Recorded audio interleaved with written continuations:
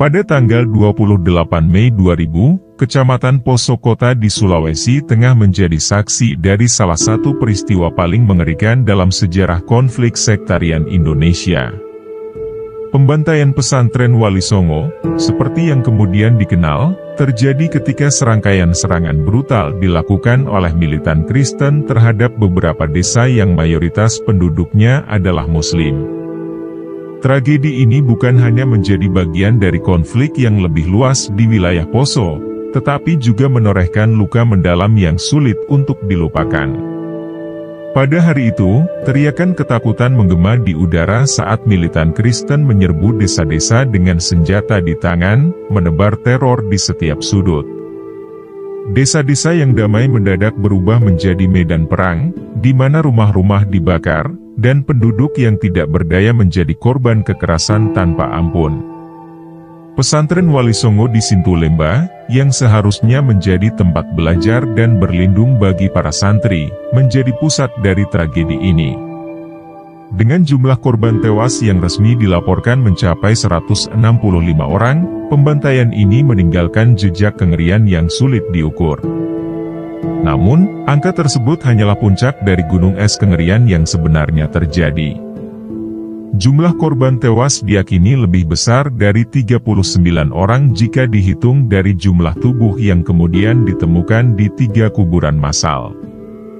Dalam beberapa sumber Muslim, jumlah korban bahkan diperkirakan mencapai hingga 191 orang. Mayat-mayat yang ditemukan mengungkapkan cerita bisu tentang penderitaan yang dialami oleh para korban.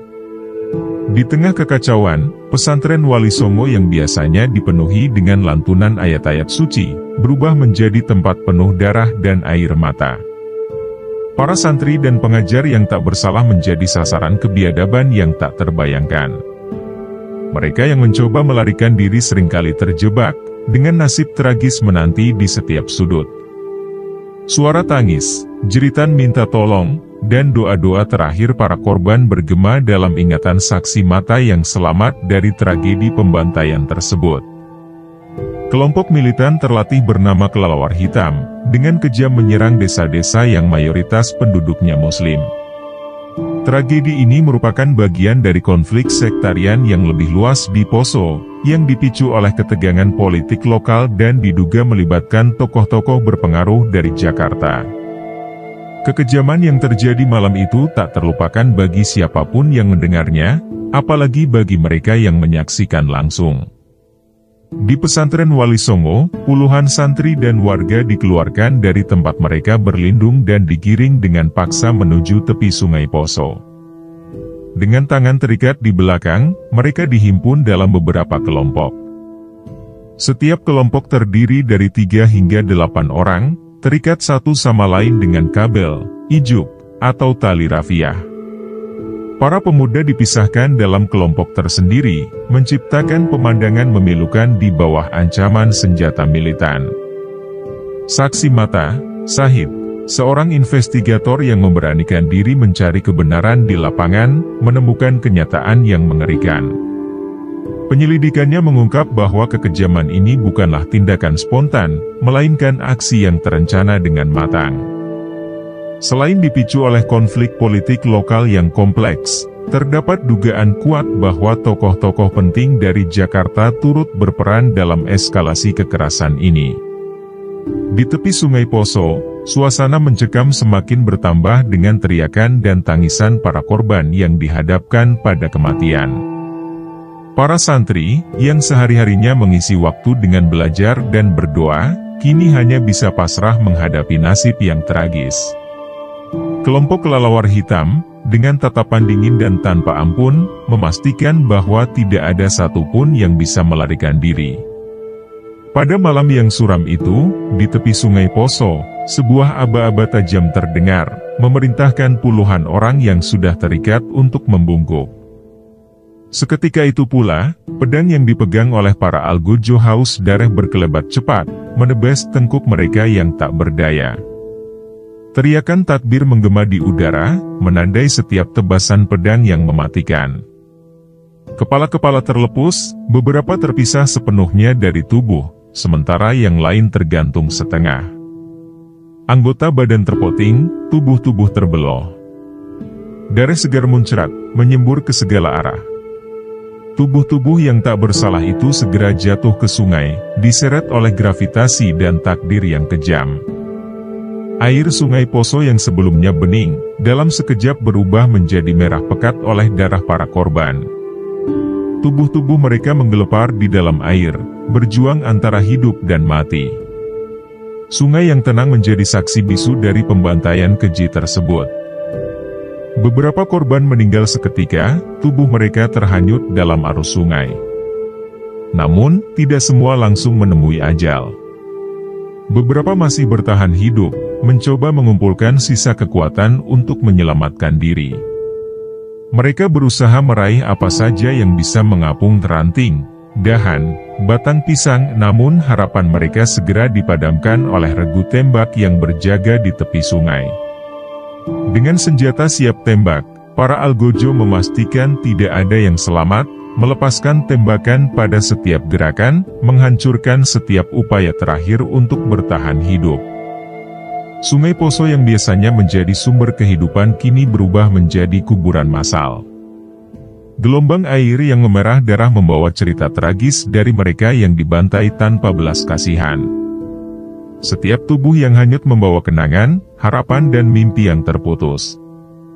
Di tengah malam yang mencekam, keheningan kembali menyelimuti, namun suara horor dan penderitaan terus menggema di benak para saksi dan korban yang selamat. Itulah salah satu babak paling kelam dalam tragedi pembantaian umat Islam di Poso, Sulawesi Tengah, yang terjadi beberapa waktu lalu.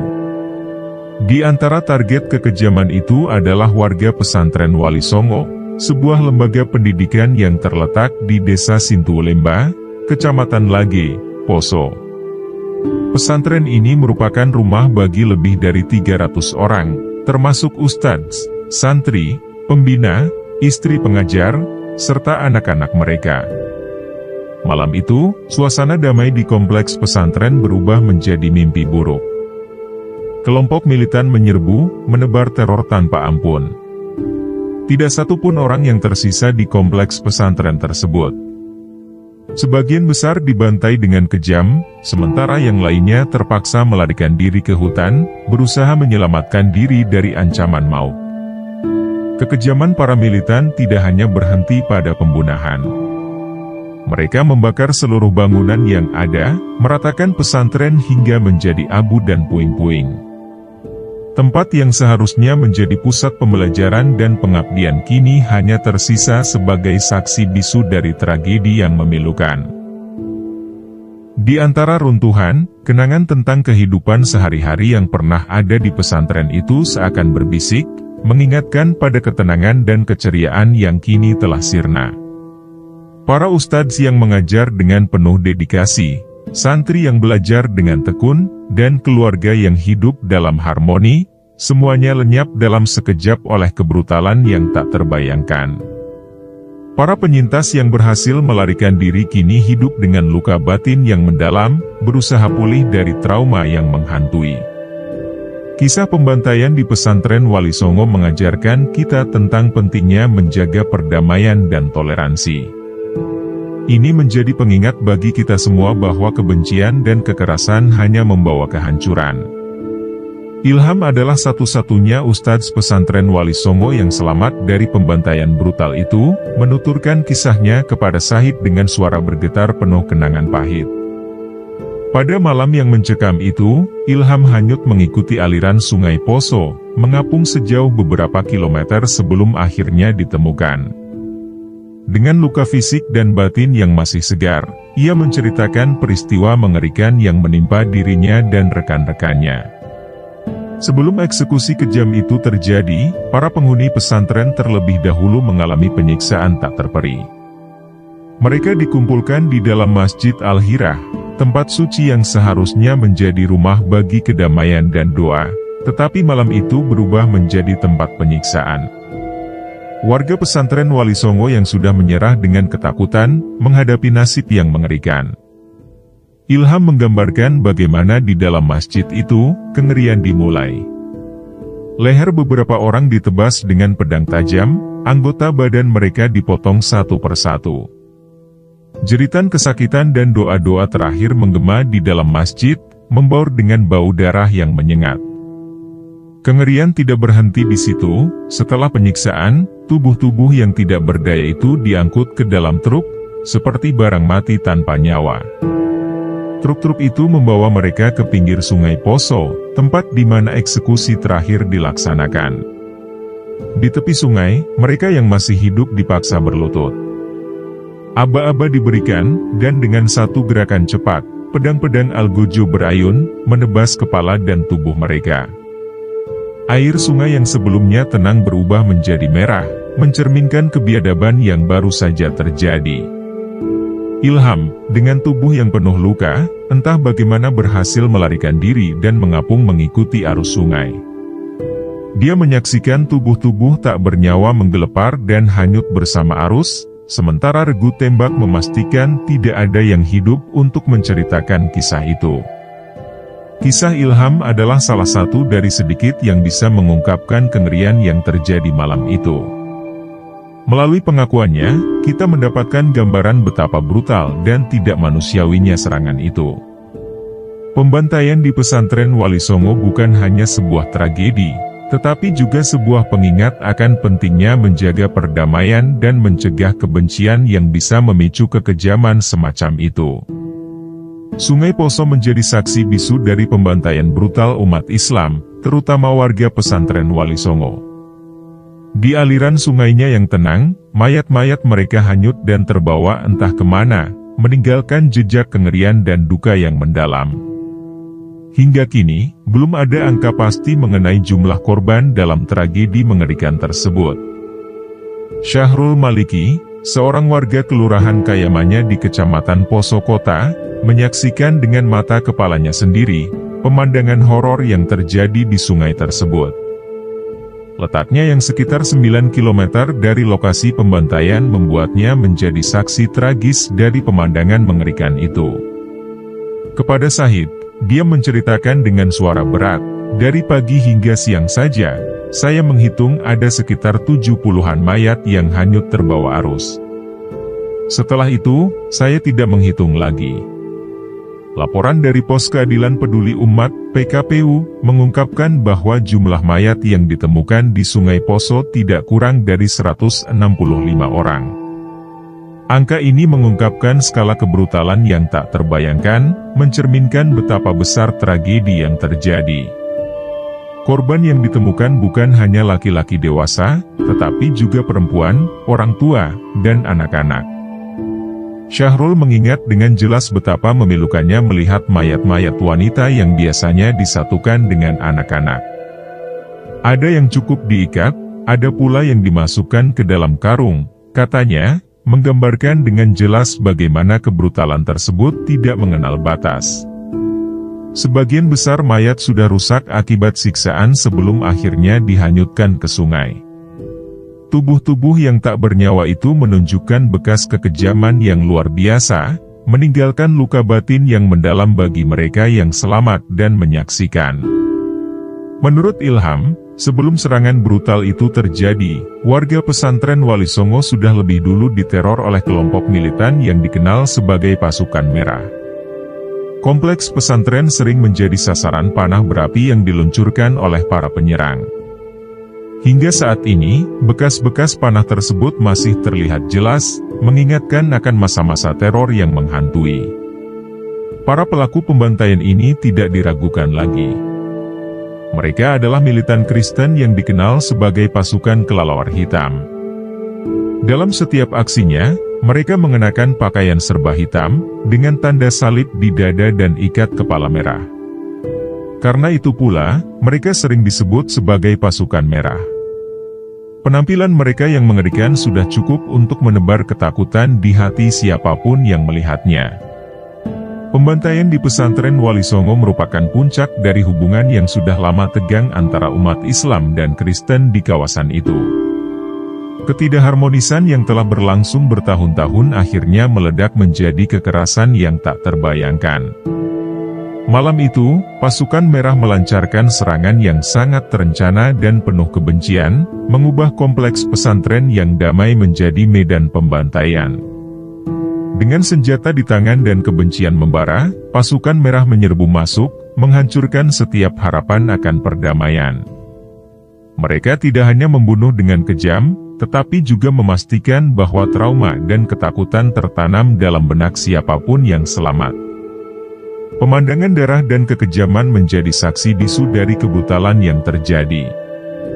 Ilham, yang selamat dari kebiadaban ini, menceritakan dengan jelas bagaimana teror itu dimulai. Setiap malam, mereka hidup dalam ketakutan, mendengar suara panah yang meluncur dan menghantam bangunan pesantren. Para penghuni pesantren, termasuk anak-anak yang seharusnya belajar dan bermain dengan tenang, hidup dalam bayang-bayang ketakutan akan serangan berikutnya. Serangan malam itu merupakan klimaks dari ketegangan yang telah lama membara. Pasukan merah, dengan kebencian yang mendalam, melancarkan serangan tanpa ampun.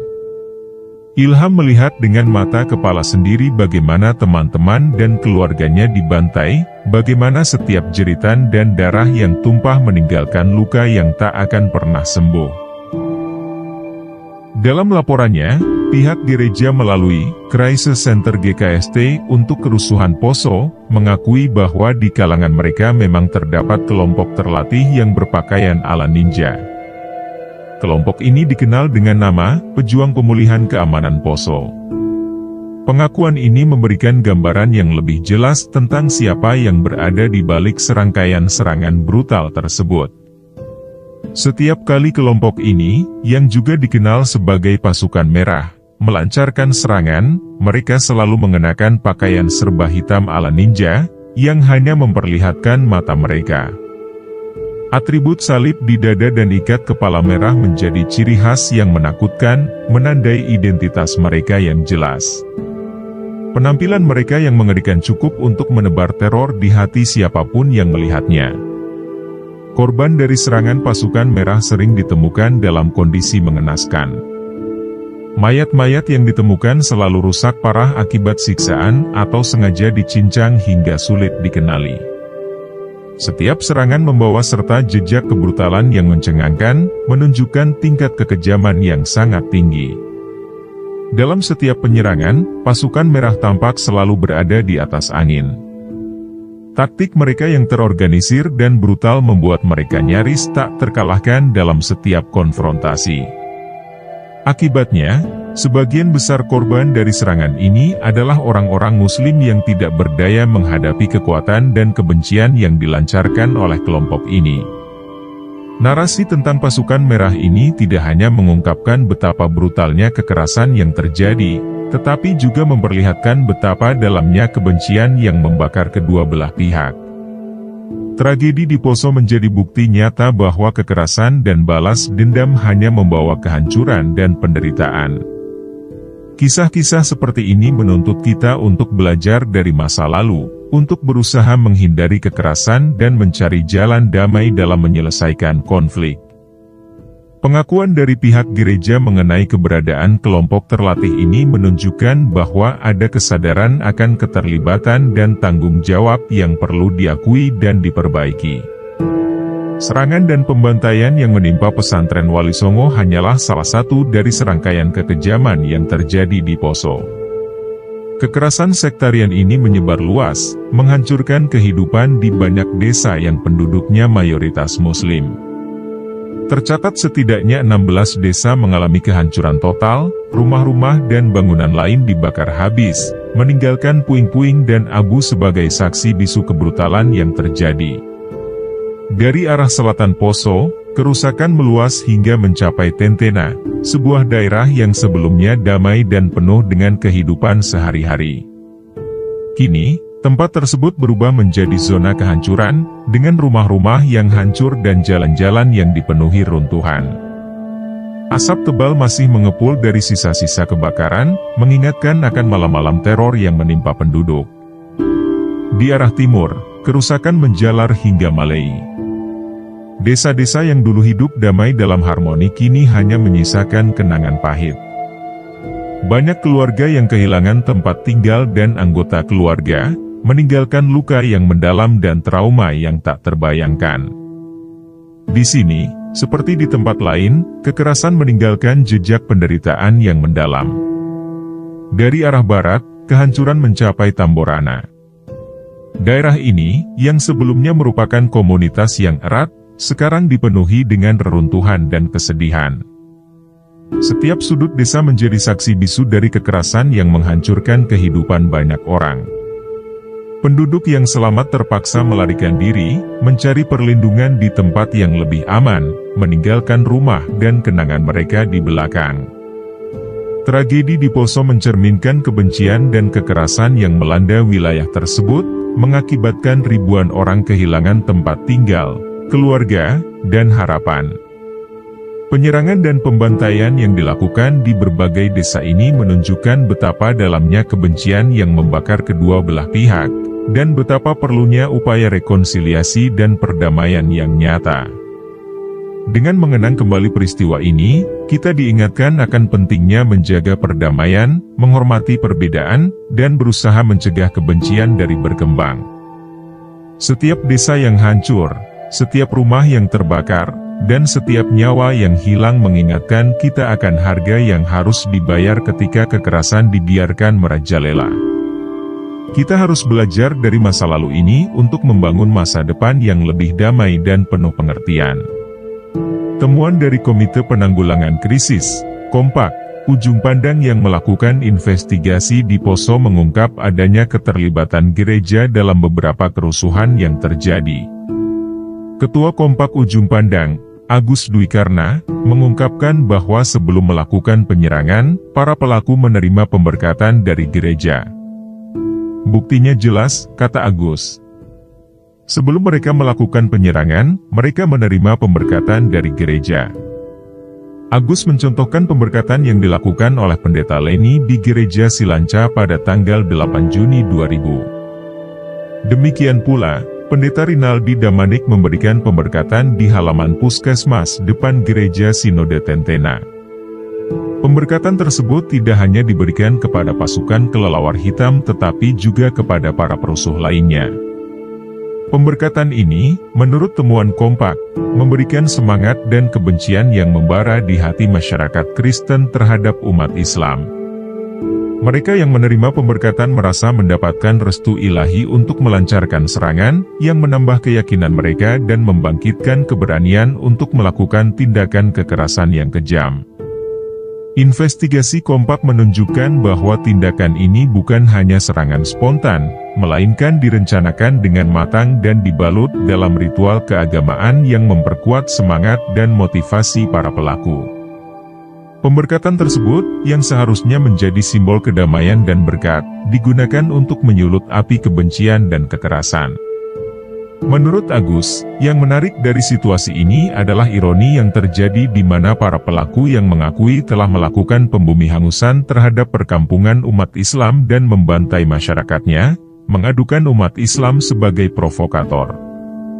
Pendeta Rinaldi Damanik dan Advent Lateka, meskipun terlibat dalam kekerasan tersebut, mengadukan umat Islam sebagai pihak yang memprovokasi. Situasi di kabupaten ini, yang sebelumnya dikenal sebagai penghasil kakao terbesar, kini nyaris seperti kota mati karena hampir seluruh penduduknya telah mengungsi. Bangunan-bangunan yang ditinggalkan hanyalah sisa-sisa puing yang berserakan di mana-mana, saksi bisu dari kehancuran yang terjadi. Ironi dari situasi ini menggambarkan betapa rumitnya konflik di Poso, di mana kedua belah pihak saling menuding dan mencari alasan untuk kekerasan yang telah terjadi. Meskipun para pelaku kekerasan telah melakukan tindakan kejam terhadap umat Islam, mereka mencoba membalikkan narasi dengan menuduh umat Islam sebagai pihak yang memprovokasi. Kondisi kabupaten yang nyaris menjadi kota mati, dengan penduduk yang mengungsi dan bangunan yang hancur, mencerminkan dampak yang tragis dari konflik sektarian yang terus berkecamuk. Kehancuran ini tidak hanya merusak infrastruktur fisik, tetapi juga menghancurkan harapan dan kehidupan banyak orang yang dulunya hidup dalam damai dan harmoni. Penyerangan terhadap umat Islam yang berlangsung sejak tanggal 23 Mei lalu menandai pertikaian ketiga antara komunitas Islam dan Kristen di Poso. Pertikaian ini merupakan lanjutan dari konflik sebelumnya yang telah 2 kali meledak. Pertikaian pertama terjadi pada Desember 1998, dan 16 bulan kemudian, pada 15 April 2000, konflik kembali meletus, dipicu oleh perkelahian antara pemuda dari Kelurahan Kamayanya yang mayoritas Muslim dan Lambogia yang mayoritas Kristen. Dalam penyerangan kali ini, kelompok militan yang dikenal sebagai pasukan kelelawar hitam, dipimpin oleh Cornelis Tibo asal Flores, menyerang kampung Muslim di Kayamanya. Mereka memulai serangan dengan cara provokatif, memukul-mukul tiang listrik untuk memancing kemarahan umat Islam setempat. Suara bising dan tindakan yang mengganggu ini berhasil memicu ketegangan yang segera meledak menjadi kekerasan. Setelah memprovokasi penduduk, pasukan kelelawar hitam mulai menganiaya umat Islam yang berada di sekitar kampung tersebut. Kekejaman mereka mencapai puncaknya ketika mereka membunuh Serma Komarudin, seorang tokoh penting di komunitas tersebut. Tindakan ini bukan hanya serangan fisik, tetapi juga simbolis, menunjukkan tekad mereka untuk menakut-nakuti dan menghancurkan semangat perlawanan umat Islam. Penyerangan ini tidak hanya menyebabkan korban jiwa dan luka fisik, tetapi juga meninggalkan trauma mendalam di hati penduduk Kayamanya. Konflik yang terus berulang ini menunjukkan betapa rapuhnya perdamaian di wilayah tersebut dan betapa dalamnya kebencian yang telah tertanam di antara kedua komunitas. Amarah umat Islam yang memuncak akibat serangan brutal pasukan kelelawar hitam memicu aksi balasan. Mereka mengejar pasukan tersebut yang melarikan diri ke gereja Katolik Maengkolama untuk berlindung. Dalam kemarahan yang membara, umat Islam yang marah membakar gereja itu, menjadikannya sasaran karena dianggap sebagai tempat persembunyian para penyerang. Salah satu akar penyebab dari pertikaian yang berulang ini adalah konflik politik lokal yang berkepanjangan. Perebutan jabatan Bupati Poso pada Desember 1998 menjadi salah satu pemicunya. Herman Parino, seorang tokoh Kristen yang berpengaruh, gagal merebut jabatan tersebut. Namun, Herman Parino dan para pendukungnya menuduh Arif Patangga, bupati yang sedang menjabat dan seorang Muslim, merekayasa kegagalan Parino. Tuduhan ini menambah bahan bakar pada api konflik, memperdalam ketidakpercayaan dan kebencian antara komunitas Kristen dan Muslim di Poso. Ketegangan politik ini menciptakan suasana permusuhan yang memicu konflik-konflik berikutnya. Setiap peristiwa kekerasan membawa dampak yang lebih luas, menimbulkan rasa takut, marah, dan balas dendam di kedua belah pihak. Kampanye politik yang seharusnya menjadi ajang untuk memilih pemimpin yang terbaik bagi masyarakat, berubah menjadi medan pertempuran sengit yang memecah belah komunitas. Dalam upaya merebut kekuasaan, berbagai kelompok menggunakan isu-isu agama untuk memobilisasi pendukung dan menciptakan solidaritas berdasarkan identitas keagamaan. Hal ini semakin memperuncing perbedaan dan membuat perdamaian semakin sulit dicapai.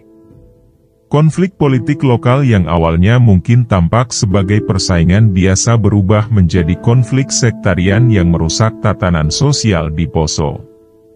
Kejengkelan Herman Parino mencapai puncaknya setelah gagal merebut jabatan Bupati Poso pada Desember 1998. Tidak terima dengan kekalahannya, Parino menggalang massa untuk menyerang rumah Arif Patangga. Namun, rencana ini telah tercium sebelumnya. Para pendukung Patangga tidak tinggal diam dan bersiap menghadapi serangan. Ketegangan memuncak dan bentrokan antara kedua belah pihak tidak terelakkan lagi, menambah bara pada konflik yang telah membara. Hanya berselang 2 hari setelah bentrokan pertama, para pendukung Patangga melakukan serangan balasan. Mereka menyerang rumah Herman Parino di Desa Tentena, menambah jumlah korban dan kerusakan yang ditimbulkan oleh konflik ini. Desa yang sebelumnya tenang berubah menjadi medan pertempuran sengit antara dua kelompok yang berseteru. Kekerasan yang terus bereskalasi ini memaksa polisi untuk bertindak tegas. Dalam upaya meredakan situasi, pihak kepolisian langsung menangkap tokoh dari kedua belah pihak. Herman Parino dan Akbar Patangga, adik kandung Arif Patangga, dianggap sebagai provokator utama dalam kerusuhan tersebut.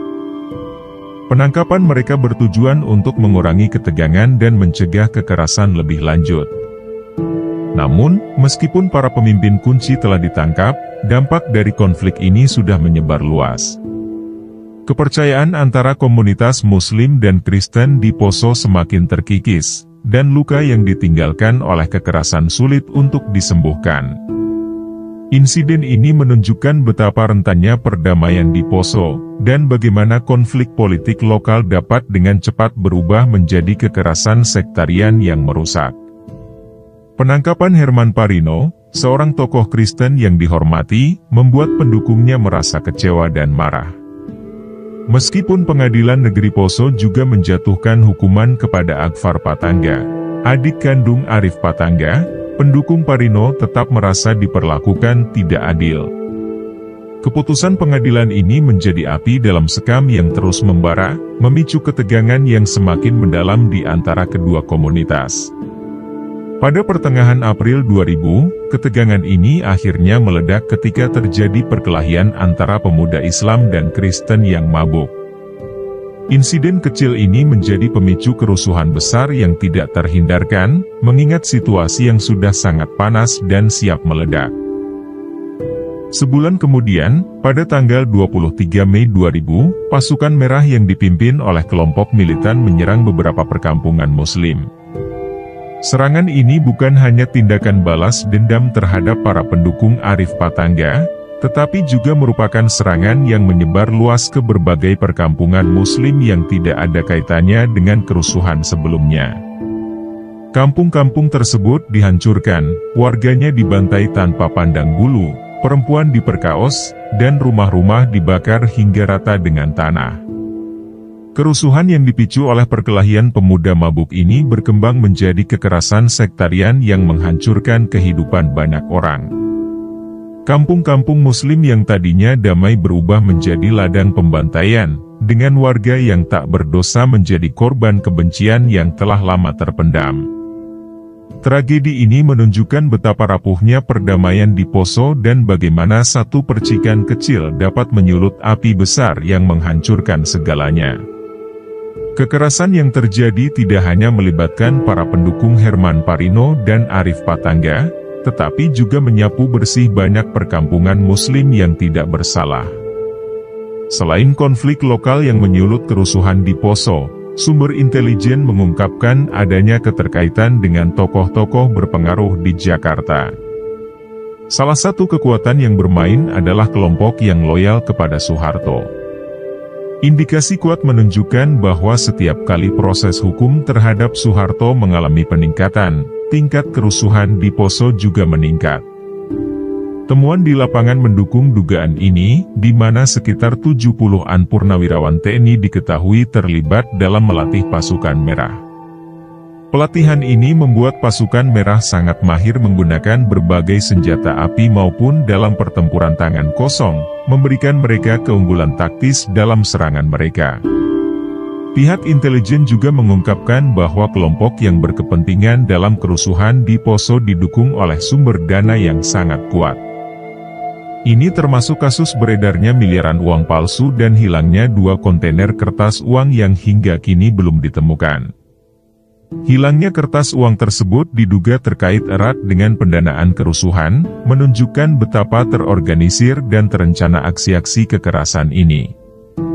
Keterlibatan pihak eksternal ini memperumit situasi di Poso, menunjukkan bahwa konflik ini tidak hanya merupakan masalah lokal tetapi juga bagian dari skenario yang lebih luas dengan tujuan tertentu. Kelompok yang ingin mempertahankan pengaruh dan kekuasaan mereka menggunakan kerusuhan sebagai alat untuk mengalihkan perhatian dan menciptakan ketidakstabilan. Informasi dari sumber intelijen mengenai keterlibatan tokoh-tokoh di Jakarta dalam kerusuhan di Poso diperkuat oleh pernyataan Wakapolda Sulawesi Tengah, Kolonel Zainal Abidin Ishak. Ia mengungkapkan bahwa 15 anggota Polres Poso dan 6 anggota TNI AD terlibat dalam kerusuhan tersebut. Saat ini, mereka sedang ditahan untuk pemeriksaan lebih lanjut, mengindikasikan betapa dalamnya infiltrasi konflik ini ke dalam aparatur keamanan negara. Agus Dwi Karna, seorang tokoh lokal, menolak percaya bahwa kerusuhan di Poso hanya disebabkan oleh gagalnya Herman Parino menjadi bupati. Kalau hanya karena perebutan kursi bupati, kenapa umat Islam yang dibantai? Tanyanya dengan nada penuh keheranan dan kemarahan.